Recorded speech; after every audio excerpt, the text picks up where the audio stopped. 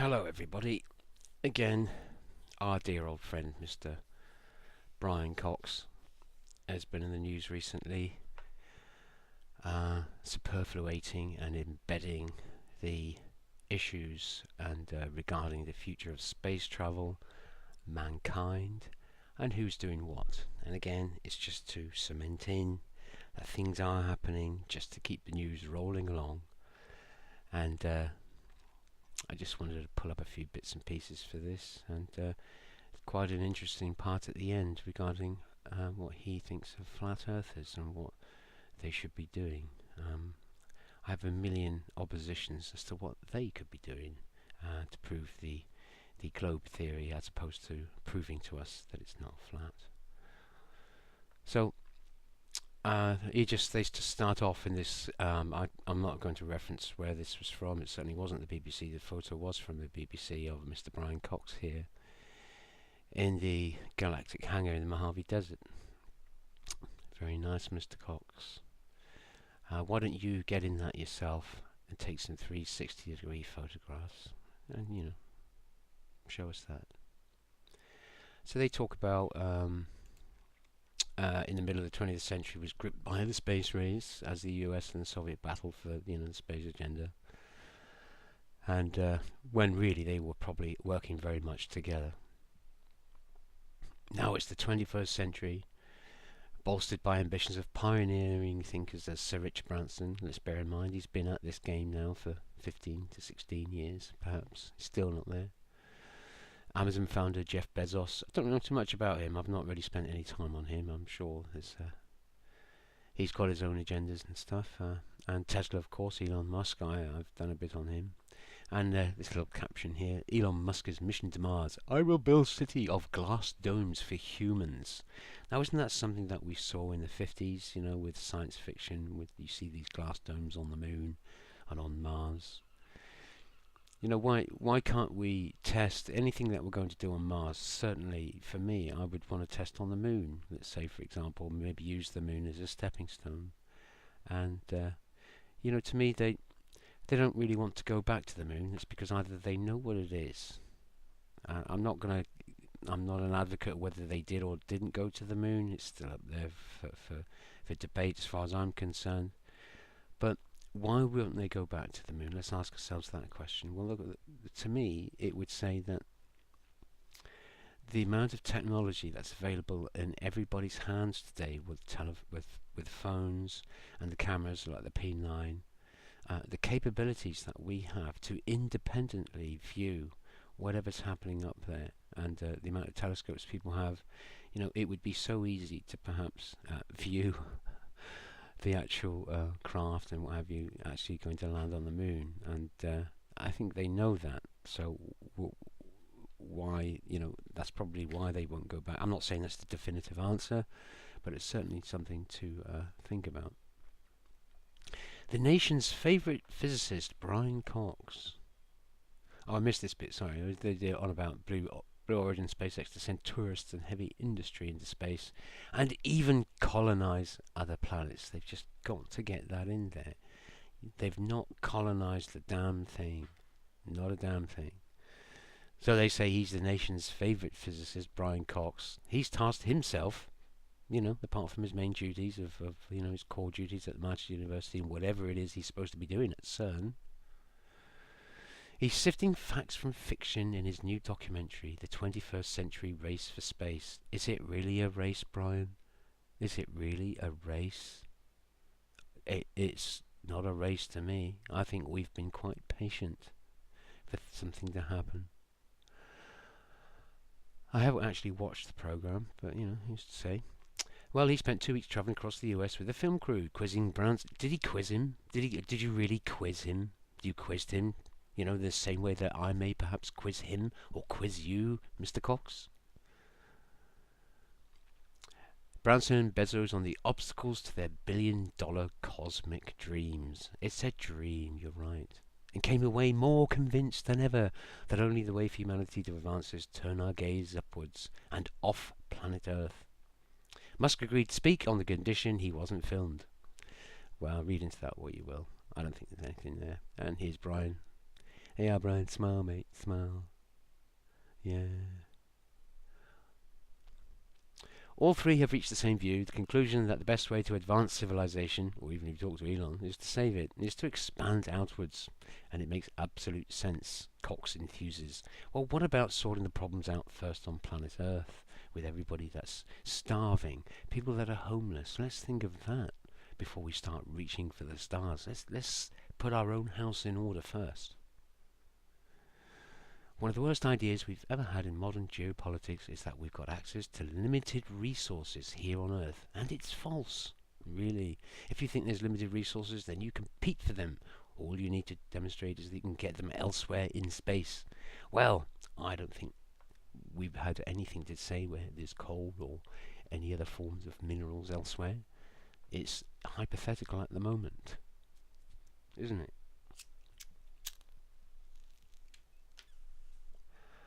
Again, it's questionable about the resources we have on planet Earth, and we're moving away from carbon-based fuels because it's global warming.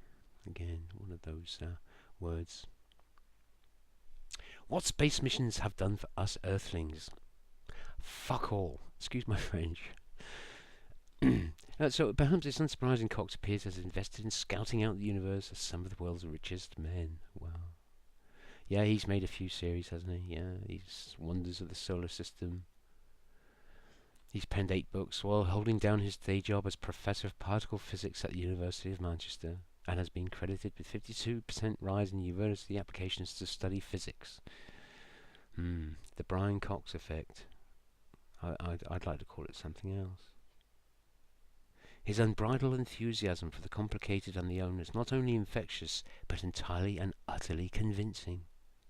Well, he hasn't got me convinced.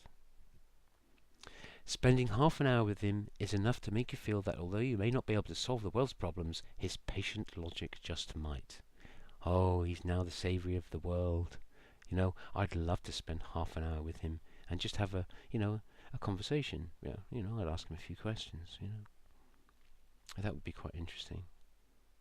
He gets quite perturbed, when you talk about the moon and, and talk about, the cosmos and what's there, and, he's very passionate about it. He's defending it quite avidly. Well, so would you if you're getting a nice 2 weeks away, meeting all these multi-billionaires and probably getting all these situations where you can get away from your normal day job, I wonder did you book time off from Manchester University to do this? Or I guess it's or you've done it through before the semester starts, perhaps, But, it was a nice couple of weeks there for you, I'm sure.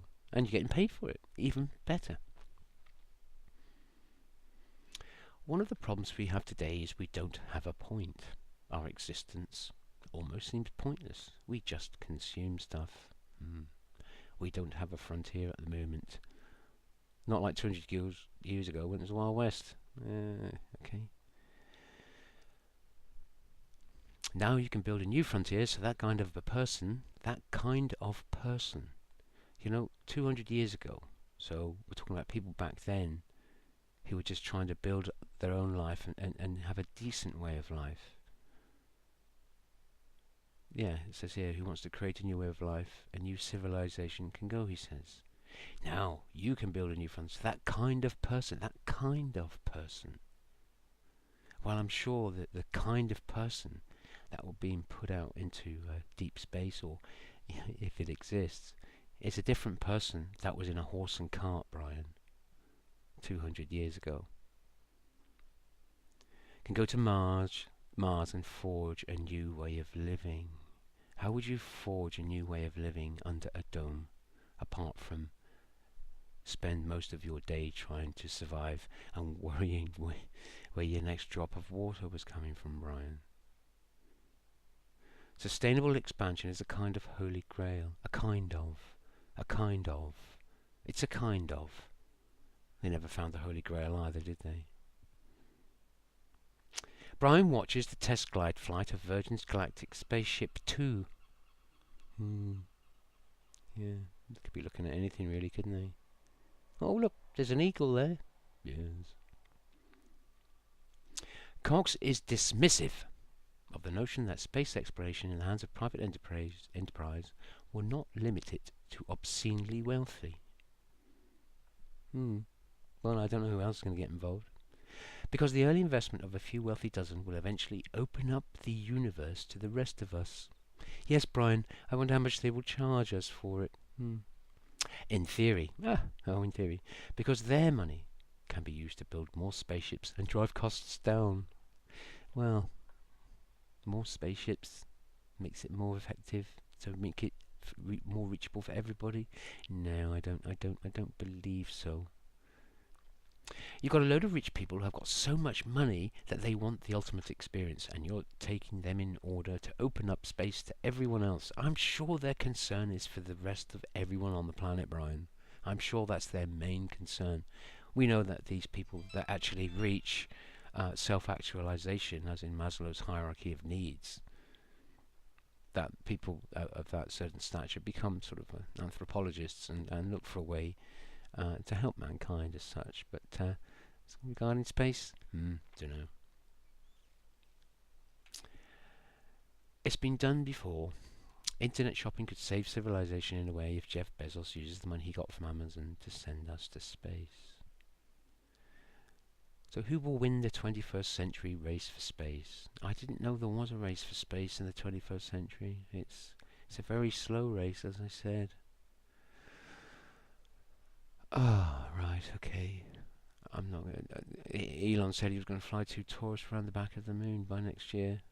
I wouldn't put it past him. Oh, really? When was that? Sorry, was it next year?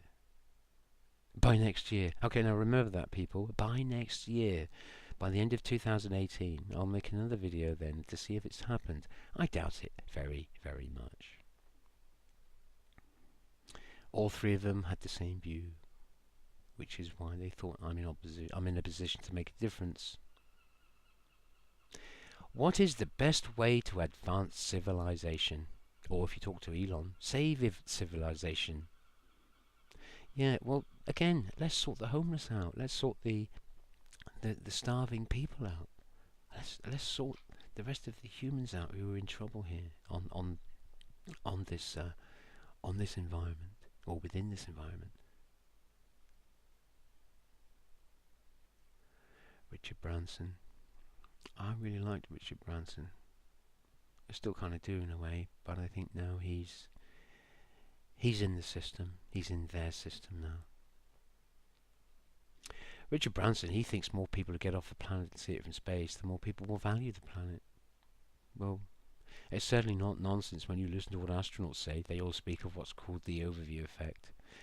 Yeah, the idea you can transform the way we think about our place, the planet, by getting as many people as possible off it to look at it is really at the forefront of his mind.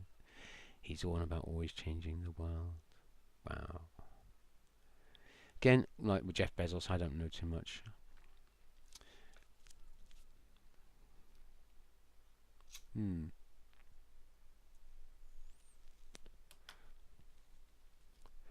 We've been to all the planets in the solar system, and the one thing we've learned is that this is the best, right?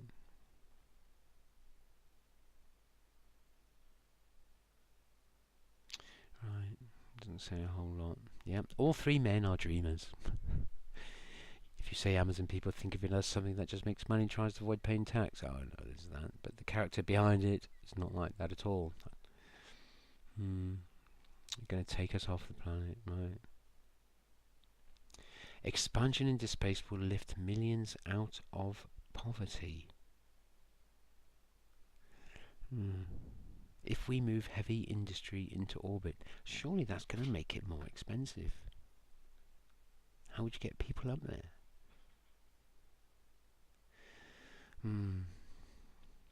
No one is suggesting 1 billion people will be living on the surface of Mars in 50 years' time. That's nonsense, he says. Yes, of course it is. Cox lacks the cynicism that tends to dog public opinion around the big thinkers, in particular Musk. He won't budge on what the pair spoke about on film or the documentary. They must have had a good bloody laugh over a few drinks. That's what I think they did. I'm not going to tell you because he didn't want to go on camera. I trust him. He'll never speak to me again. Yeah, or invite you to his lovely ranches or what have you. But clearly admires the clarity of thought all three men had cultivated. Yes, look at this, look at this. Wouldn't you feel like a complete knob in that? Here, Brian, chuck this on, mate. Doing a photo. What? Cool, man. Actually, he looks like Plain Ranger. Sorry, mate. So he's with MDR 175 Group at the Mars Desert Research Station in Utah Desert. Bit hot in it, are you, Brian? But I want to jump down to this bit here. Okay.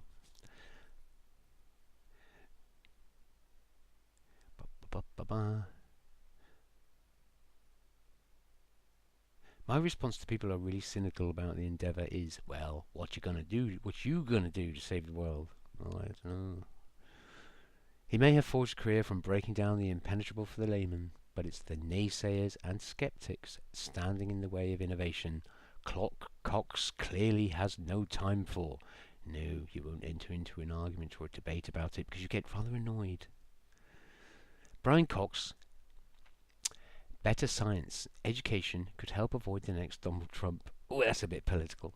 You should stay out of politics, mate.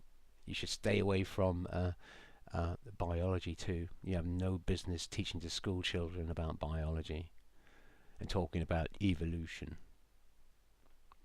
Now, this is the bit that really got me going. There's a strong element of being frustrated with the political structures that we have. These three are people who just do stuff, he laughs. Going into space and seeing the Earth from above is going to be interesting for all the flat Earth people. What we should do is club together on Twitter or something and crowdfund a ticket for the biggest arsehole, the biggest flat Earth arsehole, and say, right, go on, go up in that, go up and take a look and come back again. But that maybe would be rewarding insanity, so we shouldn't do that. Well, Brian, I mean, come on, this is ridiculous. Again, you say crowdfund a ticket for the biggest arsehole. Brian, you know, this is not very professional, is it? The biggest flat earth arsehole. Look at that. I don't know how many people will read this. I bet you don't say this in your program, will you, Brian? I'll have to look it up. But again, all we need to do is for one of these people to go up and even take a 360 shot on the ISS. Show us exactly what it is. You know? Yeah, send somebody up, an independent person up. I'd be willing to go myself, and then to take the shots. You know, I'm not a doubting Thomas, but you know, I would just love to be able to go up there. I think everyone else would as well. But come on, the biggest arsehole, the biggest flat Earth arsehole, and say, right, go on. Go up in that, go up and take a look and come back again. But maybe that would be rewarding insanity, so we shouldn't do that. So you're saying you shouldn't do it in the same vein as what you're saying you should do to an arsehole that believes in flat Earth. Honestly, Brian, I'm a little disappointed in this last paragraph because it doesn't really do anything to convince anyone else. They're just trying to say that flat Earth people are arseholes. Well, I'll leave it at that. Thank you for that.